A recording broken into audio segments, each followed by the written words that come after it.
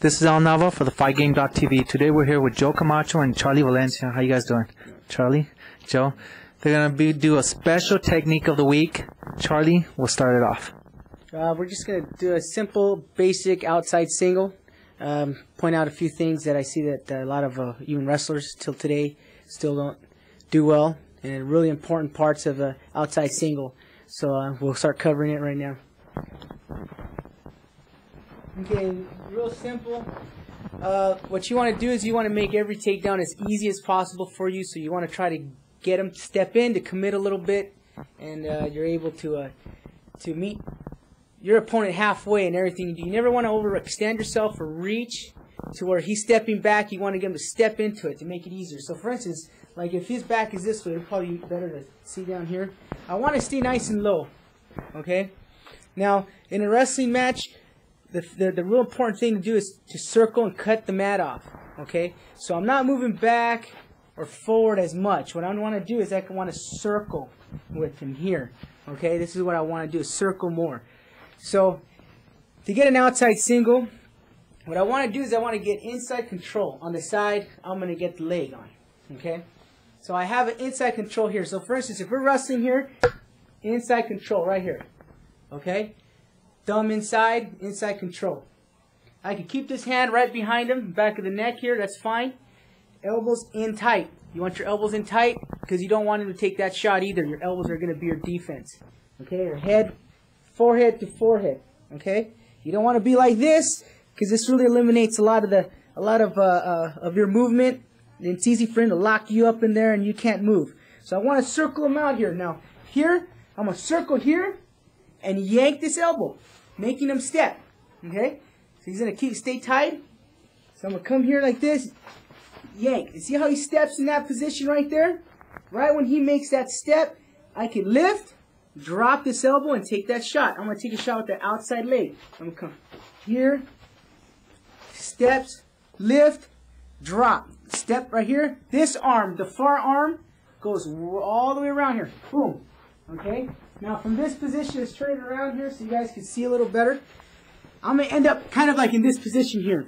Again, I do not want this arm to stay up here. If he stays up here, he underhooks me. You take me down. Okay? Just like that. So as soon as you go for that leg, this arm drops, elbow in again. Okay? Not elbow out. Elbow in. Far arm goes very tight behind. Okay? This is one of the mistakes a lot of the guys do, is that they don't go deep with this far arm. They go shallow. And it's you're weaker this way.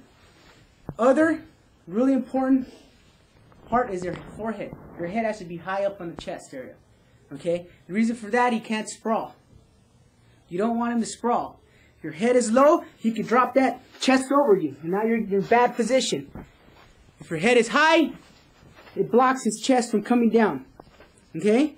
Now, I do not want to stay in this position that long. As soon as I get that angle, I'm coming straight up.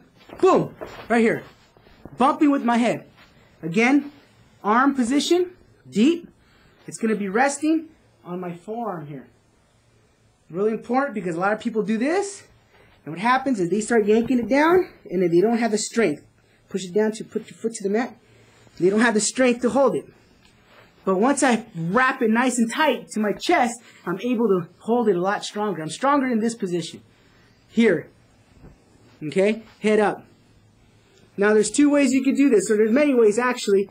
But I like two different things depending on what he does. If he brings this leg out to defend just like this, I could drive, pop my head to the side, and go for my double leg. Okay? Now if he keeps it in here fighting my hands, I could just run the pipe. Step, step, drop. Here.